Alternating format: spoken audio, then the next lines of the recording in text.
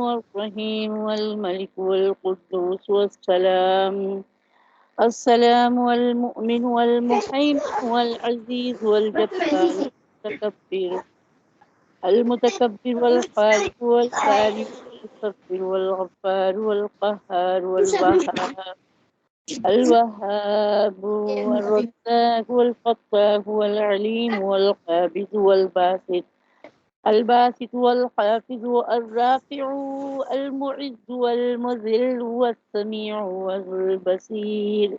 البصير والحكم والعدل اللطيف والخبير الحليم الخبير والحليم والعظيم والغفور والشكور والعلي والكبير الكبير والحفيظ والمقيت الحسيب والجليل والكريم والرقيب والمجيب والواسع والحكيم الودود والمجيد والباعث والشهيد الحق والوكيل والقوي المتين والولي والحميد المحصي المبدي المعيد المحيي المميت الحي والقيوم والواجد والماجد الواحد والأحد الصمد والقادر المقتدر المقدم المؤخر الأول والآخر الظاهر الباطن والولي المتعالي البر التواب والمنتقم العفو والرؤوف والمالك الملك ذو الجلال والإكرام المقسط الجامع والغني المغني والمانع والأزار والنافع النور الهادي البديع الباقي الوارث الرشيد والصبور صدق اللہ العلی العظیم۔ اچھا، ایک بہن نے پوچھا تھا رنج و غم کے بارے میں، اگر کسی کو کوئی تکلیف رنج غم پیش آ جائے اور کوئی صورت نجات کی نہ ہو تو انشاءاللہ العظیم کہ الصبور جو ہے اس کی خاصیت ہے، اس کا ہے واللہ یحب الصابرین کہ اللہ صبر کرنے والوں کو دوست رکھتا ہے، تو اس کے مطلب ہے بہت صبر کرنے والا۔ اللہ تعالیٰ دیکھیں بندوں کی اتنی گناہ دیکھتا ہے، اتنی نافرمانیاں دیکھتا ہے، لیکن اللہ تعالیٰ اگر پکڑ میں لائے تو اسی وقت پکڑ لے، تو اللہ تعالیٰ کے ساتھ شریک ٹھہرائے، اللہ کو اتنے بہتان بندوں نے لگائے، اس کے باوجود اللہ تعالیٰ نے ان کو سزا نہیں دی، اور سزا تو چھوڑ، اللہ تعالیٰ نے اپنے احسانات اور انعامات سے بھی ان کو محروم نہیں کیا، نہ ان کے رزق میں کوئی کمی کی، نہ ان کے لیے آسمان سے کوئی سزا اتری، کوئی جیسے پہلے لوگوں کے اوپر آسمانی بارش ہوئی، پتھر برسائے گئے، تو ایسا کچھ بھی نہیں اللہ تعالیٰ، نہ زمین میں دھنسایا، نہ کوئی، تو بلکہ سارے معاملات جو ہیں یوم حشر پر اللہ تعالیٰ نے، تو اللہ غفور الرحیم مہربان جو ہیں وہ اپنے بندوں کے لیے ہر طرح سے ان کی حرکتوں کو بھی دیکھتے ہیں اللہ تعالیٰ، لیکن صبر فرماتے ہیں، اور اللہ غفور الرحیم کی بڑی یہ کرم نوازی ہے، اللہ تعالیٰ کا بڑا کرم ہے کہ اس نے اپنے بندوں کو فوری سزائیں نہیں دی۔ تو بات میں دور لے جاتی ہوں، پھر واپس آتے ہیں کہ جو شخص کسی تکلیف میں رنج غم میں مبتلا ہو، پریشان ہو، اور کسی صورت اس کو نجات نہ ملتی ہو، تو باریک والصبور کو بلاخر درود کے ساتھ روزانہ 120 مرتبہ پڑھیں، انشاءاللہ العظیم جو رنج و غم ہیں وہ سب جائیں گے انشاءاللہ۔ اللہ پاک پروردگار رحمت فرمائیں، اللہ کی کرم نوازی ہو جائے، تو اللہ تعالیٰ آسانیوں کے ساتھ ہماری کلاس جاری و ساری رکھے، اللہ پاک پروردگار، اور ہم نماز کی پڑھ رہے تھے، جو نوافل نمازیں ہیں ان کی جو افادیت ہے، اور ہم نے نوافل نمازوں کے بارے میں پڑھا، نفلی نمازوں کا، آپ نے الحمدللہ ثم الحمدللہ تہجد کے بارے میں آپ سن رہے تھے. تہجد کا کتنی فضیلت ہے اور تہجد پڑھنا کیوں ضروری ہے. آپ سورہ مزمل کے بارے میں بھی بتاؤں گی انشاءاللہ. تو ابو یزید بستامی جب ابھی چھوٹے تھے، بچے تھے مطلب، تو انہوں نے جب سورہ مزمل پڑھی تو اپنے والد محترم سے اس صورت میں یعنی اس صورت کی تلاوت کے بارے میں پوچھا. والد سے پوچھا کہ اس صورت میں تہجد پڑھنے کا حکم دیا گیا ہے. بچے تھے نا، تو جب وہ پڑھا تو ان کے ذہن میں سوال آیا کہ اس صورت میں جو حکم دیا گیا ہے کہ تہجد، تو وہ کس کو حکم دیا گیا. تو ان کے والد نے جواب دیا کہ حضرت محمد مصطفیٰ صلی اللہ علیہ وسلم کہنے لگے کہ جب حضور اکرم صلی اللہ علیہ وسلم تہجد کی نماز پڑھی تو ہم کیوں نہیں پڑھتے. تو والد نے جواب دیا اللہ تعالیٰ نے حضور قوت اور ہمت دی تھی. تو اس صورت میں جب انہوں نے آگے پڑھا وطائفتی من الذین معک، یعنی ایک جماعت بھی آپ کے ساتھ تہجد پڑھتی. تو یہ بجان تہجد پڑھنے والی کوئی جماعت ہے؟ والد نے کہا یہ صحابہ رضوان اللہ علیہم اجمعین تھے. کہنے لگا ابا جان، جس طرح صحابہ تہجد پڑھتے تھے ہم نہیں پڑھتے. لیکن چھوٹا بچہ ہے، اس کے ذہن میں اتنی پیاری بات آئی، اتنا بڑا سوال آیا. اس پہ جواب دیا والد نے کہ بیٹے اللہ تعالیٰ نے ان کو قوت دی تھی. کہنے لگے ابا جان، جو شخص حضور اکرم صلی اللہ علیہ وسلم والا عمل بھی یعنی تہجد نہ کرے، اس میں بھلائی کا ایک ذرہ بھی نہیں. اب یہ سن کر حضرت بستامی کے والد بہت متاثر ہوئے. بچے نے اتنی بڑی بات کی، اور یہ سن کر اللہ تعالیٰ نے دل پہ کیسی ضرب لگائی ہوگی نا، پھر پابندی سے تہجد پڑھنے لگے. تو بیٹے نے درخواست کی کہ مجھے بھی تہجد کی نماز سکھا دیجیے. کہنے لگے بیٹا تم ابھی چھوٹے ہو، بچے ہو. کہنے لگے جب قیامت کے دن تہجد پڑھنے والے جنت آئیں گے تو میں حق تعالیٰ سے کہوں گا اے میرے رب، میں نے تہجد پڑھنے کا ارادہ کیا تھا مگر میرے والد نے مجھے روک دیا. فرمانے لگے اچھا بیٹے تم بھی پڑھا. تو پھر ارادہ کیا اور پڑھنے لگ پڑے. یہ حکایت آپ لوگوں کے سامنے بیان کرنے کا مقصد اس کے علاوہ کیا ہو سکتا ہے کہ معلوم ہوا کہ اللہ والوں کو بچپن سے ہی تہجد کا شوق تھا. حضرت حکیم الامت تھانوی رحمۃ اللہ بچپن سے ہی تہجد پڑھتے تھے.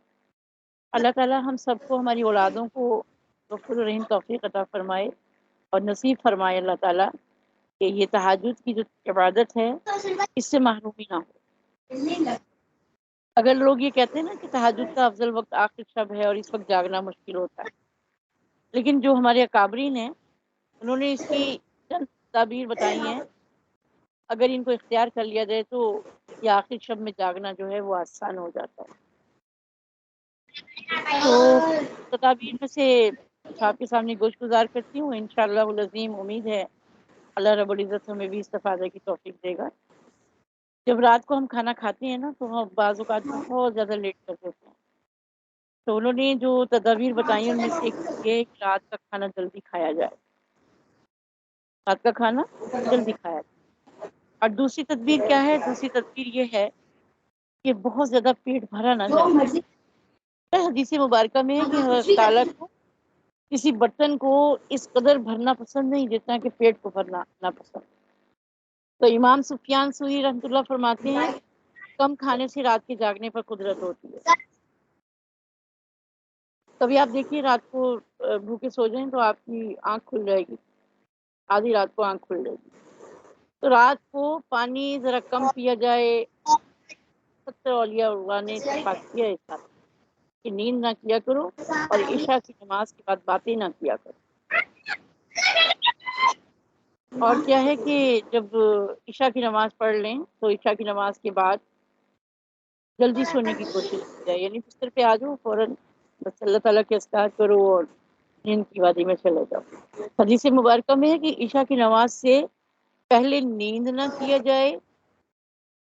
ہاں الفاظ اس طرح ہیں کہ حدیث میں جو بیان کی گئی کہ عشاء کی نماز سے پہلے نیند نہ کیا کرو اور عشاء کی نماز کے بعد باتیں نہ کیا کرو. جو باتیں کرنی ہوتی ہے نا نماز پڑھنے سے پہلے کر لیا کریں. نماز پڑھ کے فوراً بستر پہ آ کے بس سونے کی تیاری. اور قیلولہ کا مطلب تو سمجھتی ہوں گے، دوپہر میں تھوڑی دیر کے لیے آرام کے لیے استراحت کرنا. دن کو قیلولہ کر لینا چاہیے، یعنی دوپہر کو کچھ دیر سو جائیں. اس سے بدن بہت ہلکا پھلکا ہو جاتا ہے، آدمی تازہ دم ہو جاتا ہے.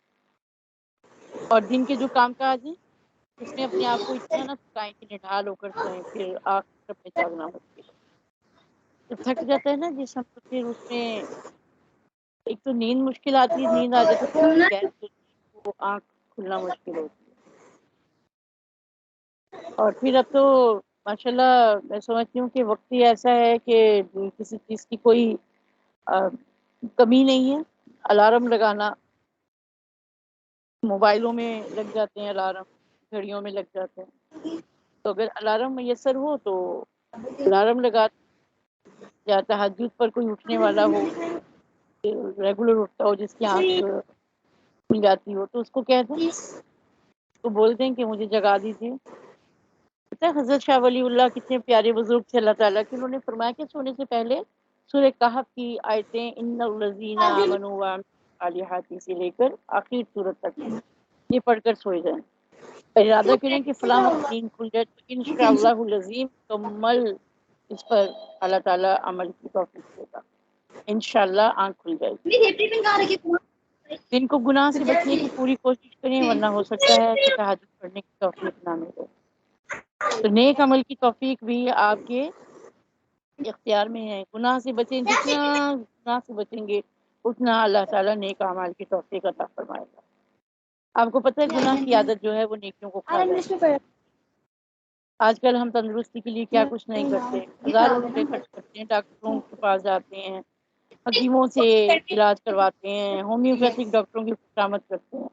حضرت محمد مصطفیٰ صلی اللہ علیہ وآلہ وسلم کا فرمایا ہوا یہ مجرب نسخہ ہم استعمال نہیں کرتے.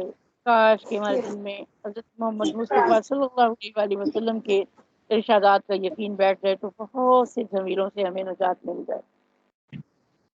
تو تہجد پڑھنے والوں کے لیے حضرت محمد مصطفیٰ صلی اللہ علیہ وآلہ وسلم نے دعا فرمائی ہے. اور وہ دعا کیا ہے؟ حدیث مبارکہ میں آتا ہے، صحابہ رسول اللہ صلی اللہ علیہ وسلم نے فرمایا حق تعالیٰ اس مرد پر رحمت فرمائے جو رات کو نیند چھوڑ کر تہجد کی نماز پڑھے اور اپنی بیوی کو بھی جگائے. اگر وہ انکار کرے یعنی اس کو گہری نیند آئی ہو تو اس کے چہرے پر پانی کا چھینٹا مارے. حق تعالیٰ اس عورت پر رحمت فرمائے جو رات کو اٹھ کر تہجد کی نماز پڑھے اور اپنے شوہر کو بھی جگائے، اور اگر وہ انکار کرے تو اس کے چہرے پر پانی کا چھینٹا مارے. یہ ابو داؤد کی حدیث ہے اور بڑی خوبصورت ہے. بس یہ کہ ذرا کبھی مزاج دیکھ لیجیے گا، کبھی ایسا نہ ہو ادھر آپ کا چھینٹا پڑے ادھر شوہر صاحب شروع ہو جائے. تو بہرحال قبولیت کی گھڑی ہے. ایک حدیث سے معلوم ہوتا ہے، حضرت جابر رضی اللہ تعالیٰ عنہ کی روایت ہے کہ میں نے جناب رسول حضرت محمد مصطفیٰ صلی اللہ علیہ وآلہ وسلم سے سنا کہ رات کے اوقات میں سے ایک مختصر سی گھڑی ہوتی ہے، اس وقت مسلمان دنیا اور آخرت کی جو بھلائی مانگے حق تعالیٰ عطا فرمائیں گے، اور یہ گھڑی ہر رات میں ہوتی ہے. مسلم کی حدیث ہے. تو یہ تہجد کی فضیلت افادیت آپ نے سیکھی، اور اللہ تعالیٰ سے توفیق کی درخواست ہے. اللہ تعالیٰ غفور رحیم سب کو توفیق ہم سب کو اللہ تعالیٰ تہجد کی توفیق عطا فرمائے، اور اللہ تعالیٰ ہماری ان عبادات کو جو ٹوٹی پھوٹی ہم عبادات کرنے لگتے ہیں عبادات کو قبول بھی فرمائے. سب سے پیاری بات یہ ہوتی ہے کہ جو ہم اللہ تعالیٰ کے حضور میں عبادات کرتے ہیں اللہ تعالیٰ ان عبادات کو پسند فرما لے اور اس کو قبول فرما لے. وہ جو بھی ہم عمل کر رہے ہیں اللہ تعالیٰ ان کو ضائع ہونے سے بچا لے. تو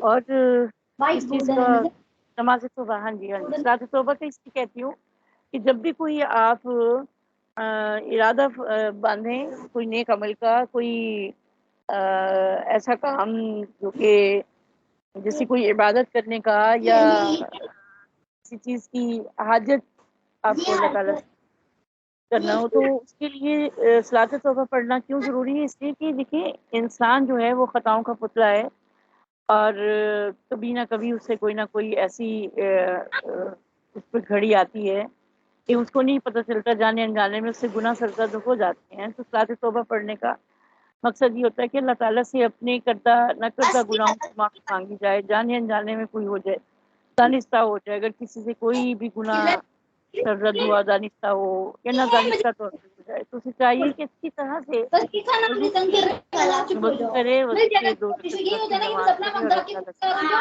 مانگے. آئندہ کے لیے سچے دل سے توبہ کر لی کہ اللہ تعالیٰ مجھے توفیق دے کہ میں آئندہ یہ غلط کام نہ کروں. تو حضرت علی رضی اللہ تعالیٰ عنہ فرماتے ہیں کہ مجھ سے حضرت ابوبکر صدیق رضی اللہ تعالیٰ عنہ نے فرمایا، جو بلا شبہ صادق و صدیق ہیں، کہ میں رسول اللہ صلی اللہ علیہ وآلہ وسلم سے میں نے سنا ہے، آپ فرماتے تھے جس شخص سے کوئی گناہ ہو جائے پھر وہ اٹھ کر وضو کرے، پھر نماز پڑھے، اللہ کے حضور میں جھک جائے، پھر اللہ تعالیٰ سے مغفرت مانگے، معافی طلب کرے، تو اللہ تعالیٰ اس کو معاف فرما ہی دیتے. تو ایک کتاب ہے فضیلت کی راتیں، احادیث کی کتاب ہے. صفحہ کو کبھی اس کا مطالعے کا فکر ہوتی تھی. تو حضرت علی مرتضیٰ رضی اللہ تعالیٰ عنہ کی روایت کی مجھ سے ابوبکر صدیق رضی اللہ تعالیٰ عنہ نے بیان فرمایا، جو بلا شبہ صادق اور صدیق ہیں، کہ میں نے رسول اللہ صلی اللہ علیہ وآلہ وسلم سے سنا، آپ فرماتے تھے جس شخص سے کوئی گناہ ہو جائے پھر وہ اٹھ کر وضو کرے، پھر نماز پڑھے، پھر اللہ سے مغفرت اور معافی طلب کرے، تو اللہ تعالیٰ اس کو معاف فرما ہی دیتا ہے. معاف فرما ہی دیتا ہے. اس کے بعد آپ نے قرآن مجید کی آیات تلاوت فرمائی، والذین اذا فعلوا فاحشۃ او ظلموا انفسهم. جامع ترمذی کی یہ روایت ہے. حضرت ابوبکر صدیق رضی اللہ تعالیٰ عنہ فرماتے ہیں کہ میں نے نبی کریم صلی اللہ علیہ وسلم کو ارشاد فرماتے سنا، جو کوئی شخص بھی اس قسم کا گناہ کرے پھر اٹھ کر وضو کرے اور نماز پڑھے، پھر اللہ تعالیٰ سے توبہ استغفار کرے، تو اللہ تعالیٰ ضرور اس کے گناہ معاف کر دیتا ہے. پھر رسول اللہ صلی اللہ علیہ وآلہ وسلم نے آیت مبارکہ تلاوت فرمائی، والذین اذا فعلوا فاحشۃ او ظلموا انفسهم ذکروا اللہ. اللہ تعالیٰ کے نیک والے بندے وہ ہیں کہ جب وہ کوئی کھلا ہوا گناہ کر بیٹھے یا کوئی اور برا کام ان سے ہو جائے تو فوراً اللہ تعالیٰ کو یاد کرتے ہیں اور اللہ تعالیٰ کے سامنے اپنے گناہوں کی توبہ کرواتے ہیں. تو یہ تھی ہماری نماز توبہ. انشاءاللہ نماز حاجت کو بھی ہم شامل کریں گے اپنی کلاس میں. اور آپ لوگ اگر بات چاہیں تو پلیز آپ واٹس ایپ پہ کیجیے گا. تو اس میں مسئلہ یہ ہے کہ میرے پاس نا یہ صرف مائک ہے اور میں آپ کو سن نہیں سکتی. میری کوشش ہوگی انشاءاللہ میں جلد مائک لے لوں. آپ میرے حق میں دعا فرمائیے گا، اللہ تعالیٰ کچھ پریشانیاں ہیں ان پریشانیوں کو اپنے محبوب کے صدقے میں ڈال دے. اللہ غفور رحیم، رب تعالیٰ کے لیے کچھ مشکل نہیں ہے اور یقیناً وہ اپنے بندوں پہ مہربان. بس ذرا آزمائشیں ہوتی ہیں انسانوں کی. اچھی بات تو یہ ہے کہ اللہ تعالیٰ ہمیں ان آزمائشوں پہ پورے ہوتے ہیں. نبی کریم صلی اللہ علیہ وآلہ وسلم کے اخلاق اور ہمیں اپنے اخلاق کیسے درست کرنے ہیں بارے میں ہماری کلاس ہو رہی تھی. اگر کسی کی طرف سے دل میں کوئی خیال آ جائے، کوئی ایسی بات ہو جائے، تو اپنے دل میں اس کی طرف سے بغض نہیں رکھنا چاہیے، کیونکہ بغض بہت بری چیز ہے.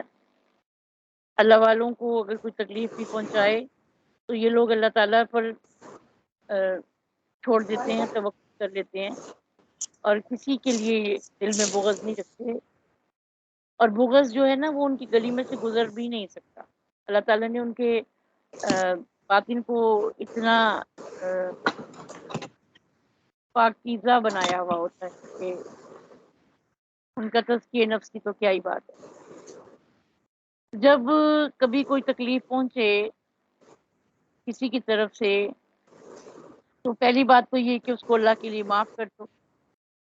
اور اگر بدلہ لینا ہو مقصود، بدلہ لیے بغیر نہیں چھوڑنا، پہلی بات تو یہ کہ بدلے کو اللہ پہ چھوڑ دو.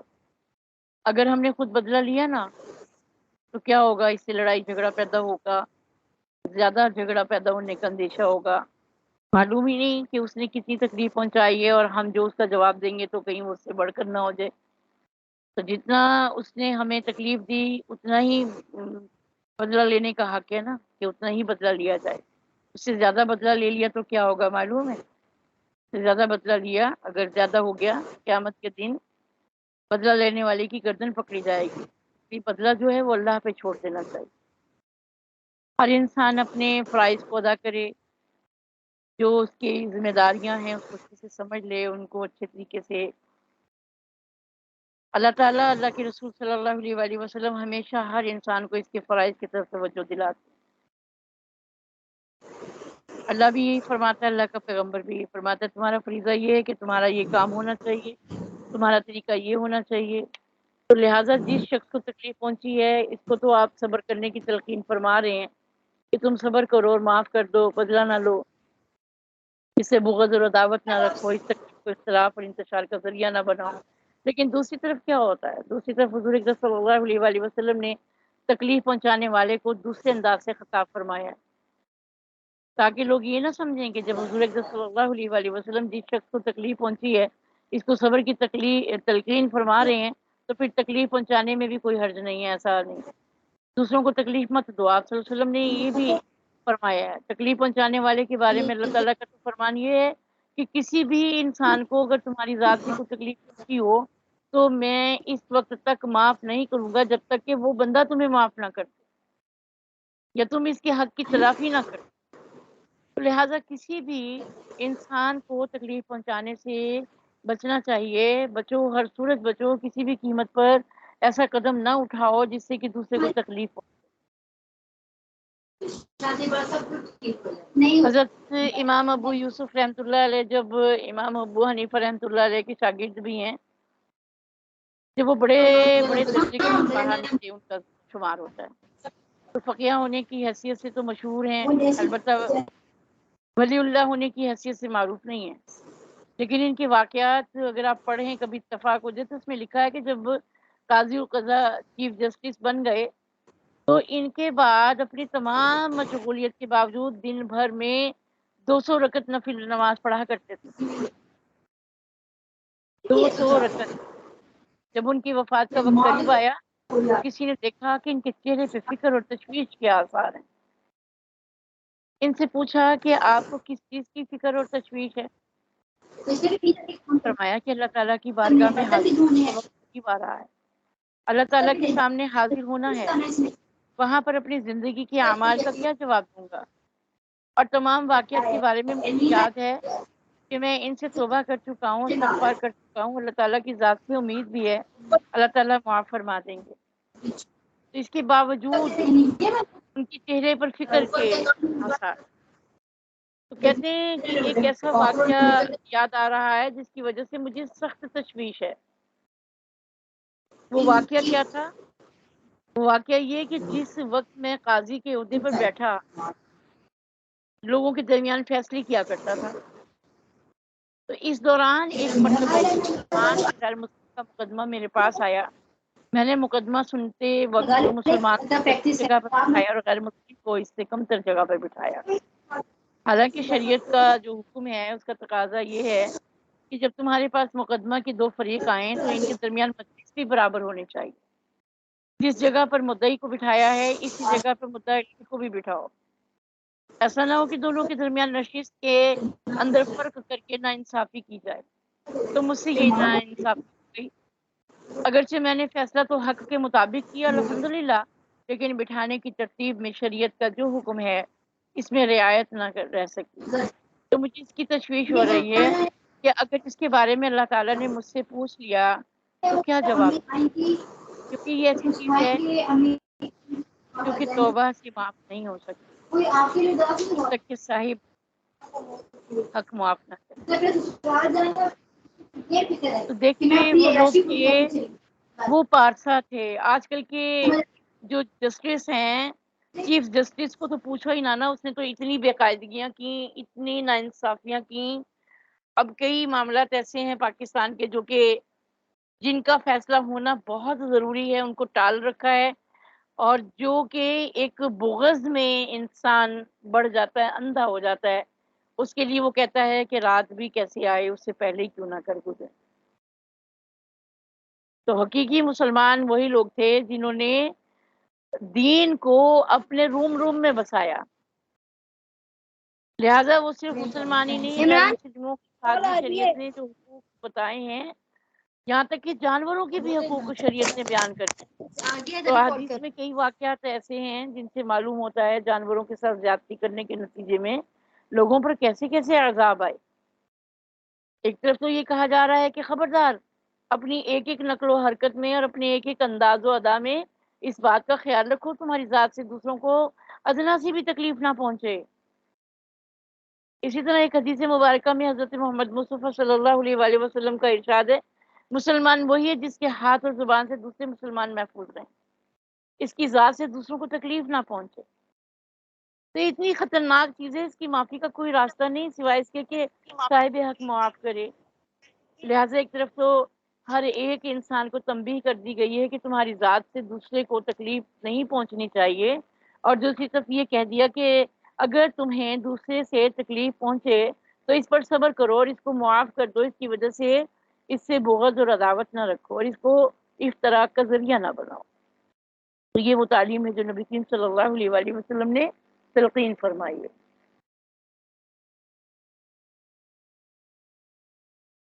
تو حضور اقدس صلی اللہ علیہ وآلہ وسلم کا جو انداز تربیت ہے، سبحان اللہ، آپ صلی اللہ علیہ وآلہ وسلم کی روایتیں، آپ صلی اللہ علیہ وسلم کی احادیث مبارکہ ہماری زندگی کے لیے ایک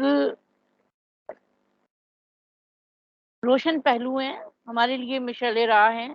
حدیث میں آتا ہے کہ جس وقت حضور اقدس صلی اللہ علیہ وآلہ وسلم نے 10,000 صحابہ کرام رضوان اللہ علیہم اجمعین کے ساتھ مکہ مکرمہ فتح فرما لیا۔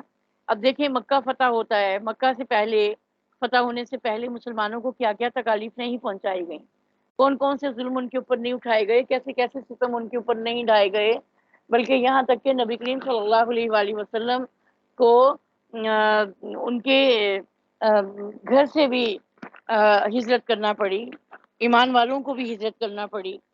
جب فتح مکہ ہو گیا تو صحابہ میں جو مہاجرین بھی تھے، انصار بھی تھے، اور فتح مکہ کے بعد حنین کی جب جنگ پیش آئی وہاں پر بھی اللہ تعالیٰ نے بالآخر فتح عطا فرمائی، نصیب فرمائی۔ پورے سفر میں بڑی مقدار میں جو مال غنیمت مسلمانوں کے ہاتھ میں آیا، اس زمانے میں گائے، بیل، بکری، یہ جو تھی چیزیں یہ مال کی شکل میں ہوا کرتی تھی، مویشی جو تھے یہ مال ہوا کرتا تھا۔ چنانچہ جس کے پاس جتنے جانور زیادہ ہوتے تھے وہ اتنا ہی زیادہ مالدار سمجھا جاتا تھا، جس کا قبیلہ جتنا بڑا ہوتا تھا وہ اتنا ہی اثر و رسوخ والا ہوتا تھا۔ تو مال غنیمت کے اندر بڑی مقدار میں جانور مسلمانوں کے ہاتھ آئے۔ اب جو نئے مسلمان تھے ان کے درمیان مال غنیمت کی جو تقسیم ہوئی، مال تقسیم ہوا، مال غنیمت کی تقسیم کا وقت آیا، نبی کریم صلی اللہ علیہ وآلہ وسلم نے محسوس فرمایا کہ وہ لوگ جو کہ مکہ مکرمہ کے آس پاس رہنے والے ہیں یہ بھی تازہ مسلمان ہوئے ہیں، ابھی اسلام ان کے دلوں کے اندر راسخ نہیں ہوا، ان میں سے بعض تو ایسے ہیں کہ بھی مسلمان بھی نہیں ہوئے بلکہ اسلام کی طرف تھوڑا سا ان کی توجہ ہوئی ہے، تھوڑا سا ان کا دل اس طرف مائل ہوا ہے۔ تو اس لیے نبی کریم صلی اللہ علیہ وآلہ وسلم نے محسوس کیا کہ اگر ان کے ساتھ اس نے سلوک کیا جائے تو جو لوگ تازہ مسلمان ہوئے ہیں وہ اسلام پہ پختہ ہو جائیں گے، اور جو لوگ اسلام کی طرف ابھی مائل ہوئے ہیں تو یقیناً وہ بھی اس حسن سلوک کی وجہ سے اس نتیجے میں مسلمان ہو جائیں گے، صلہ رحمی کا یہ یعنی ثمر ملے گا۔ تو پھر جو لوگ مسلمانوں کے خلاف سازشیں نہیں کریں گے یہ، اور اب آپ صلی اللہ علیہ وآلہ وسلم نے جتنا مال تھا، مال غنیمت آیا تھا، حضرت صلی اللہ علیہ وسلم نے وہ سارے کا سارا مال وہاں کے لوگوں کے درمیان میں تقسیم فرما دیا۔ یہ آپ صلی اللہ علیہ وآلہ وسلم کی صلہ رحمی تھی، آپ کی حکمت عملی تھی۔ منافقین کا تو کام ہی لڑائی کرانا ہوتا ہے نا، تو اس وقت کوئی منافق جو تھا وہ ان سارے صحابہ کے پاس چلا گیا، ان سے جا کر کہا کہ دیکھو تمہارے ساتھ کیسا سلوک ہو رہا ہے، لڑنے کے لیے مدینہ منورہ سے تم چل کر آئے ہو، اور مال جو ہے حضور اکرم صلی اللہ علیہ وسلم نے وہ یعنی کہ تم اس مال کے حقدار تھے، حضور اقدس صلی اللہ علیہ وسلم کا ساتھ تم نے دیا، حضور اقدس صلی اللہ علیہ وسلم کے ساتھ جہاد کر کے تم نے اپنی جانیں دی، لیکن مال غنیمت تو تمہیں نہیں ملا بلکہ ان لوگوں میں تقسیم ہو گیا جو ابھی بھی مسلمان ہوئے ہیں اور جن کے خلاف تمہاری تلواریں چل رہی تھیں، جن کے خون سے تمہاری تلواریں اب بھی آلودہ ہیں، تمہیں مال غنیمت میں سے کچھ بھی نہ ملا۔ اب یہ منافقین تھے نا، تو ان کا کام تو یہی تھا۔ تو اب چونکہ یہ منافقین ہر جگہ ہوتے ہیں، ان میں سے کسی نہ کسی نے صحابہ کے درمیان لڑائی کرانے کے لیے یہ بات چھیڑ دی۔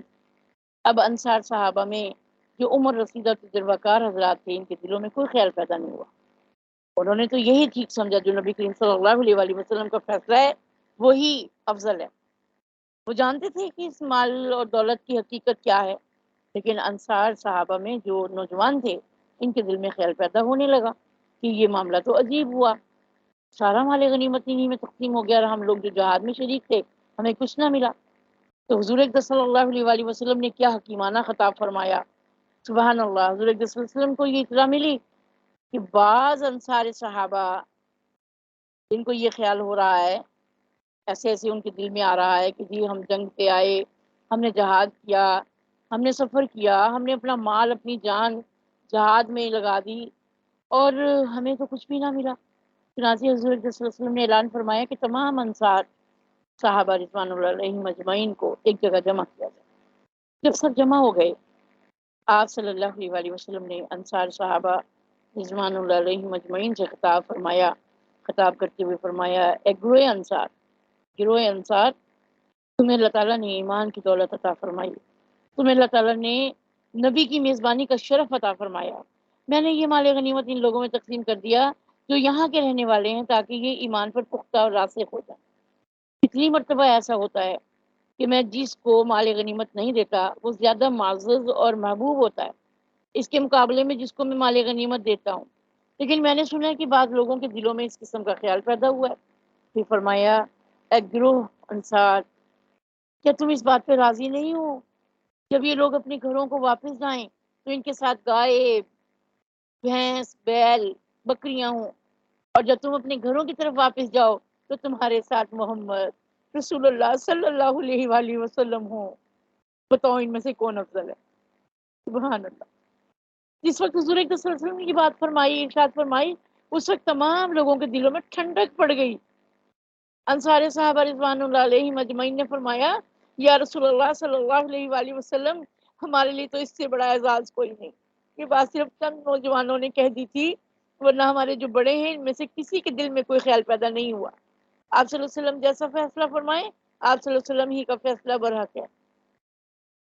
سبحان اللہ۔ تو یہ قصہ ختم ہو گیا۔ اس کے بعد انصار صحابہ رضوان اللہ علیہم اجمعین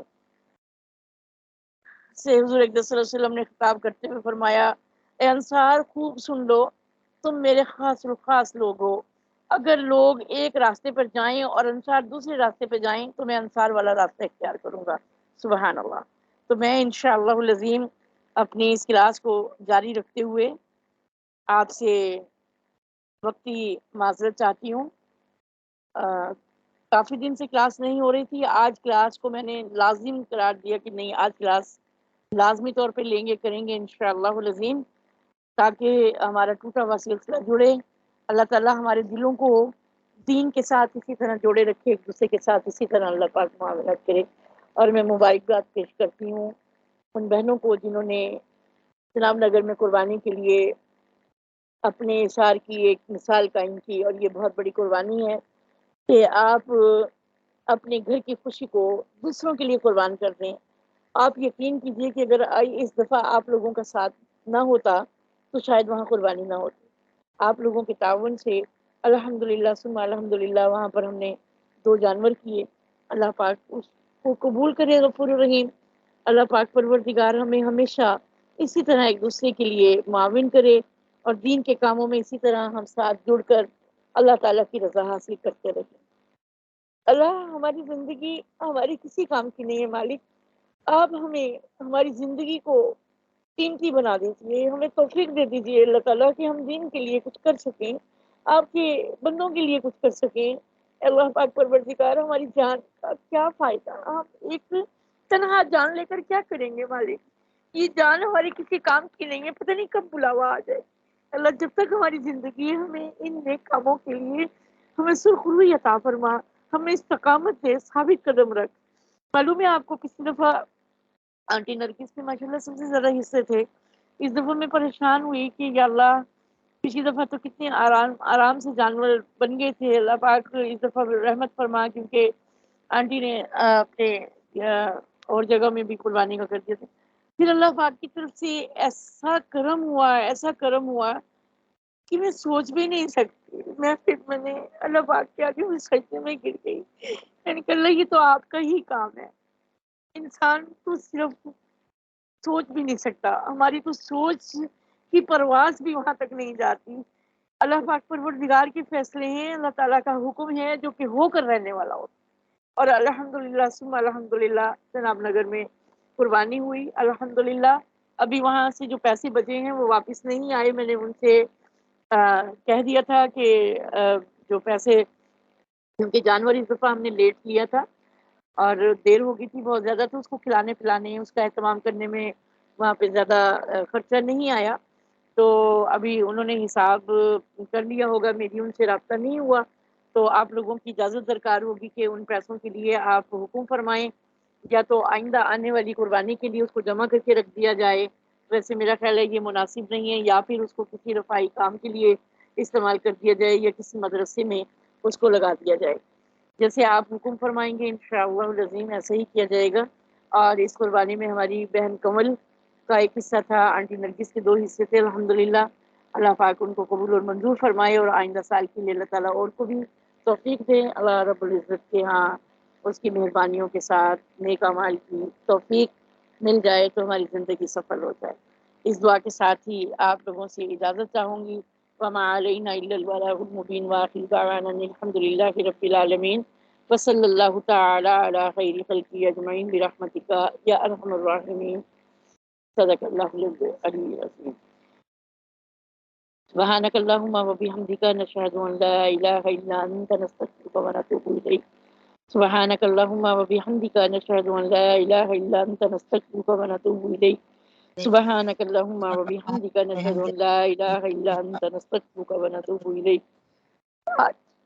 ایک دعا آپ لوگوں کے ساتھ شیئر کرنی تھی، دعا ہے وَلِلَّهِ مُلْكُ السَّمَاوَاتِ وَالْأَرْضِ وَمَا بَيْنَهُمَا يَخْلُقُ مَا يَشَاءُ وَاللَّهُ عَلَى كُلِّ شَيْءٍ قَدِيرٌ۔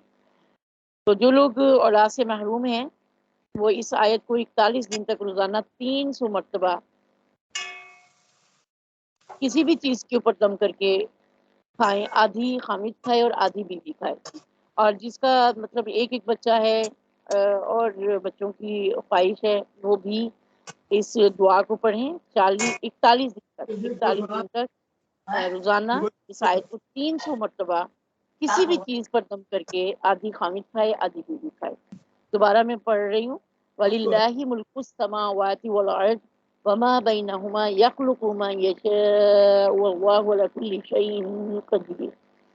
ٹھیک ہے، اور رزق میں کشادگی کا اور کاروبار کی ترقی کے لیے جو متجرب عمل ہے، للہ ما فی السماوات والارض ان اللہ هو الغنی الحمید۔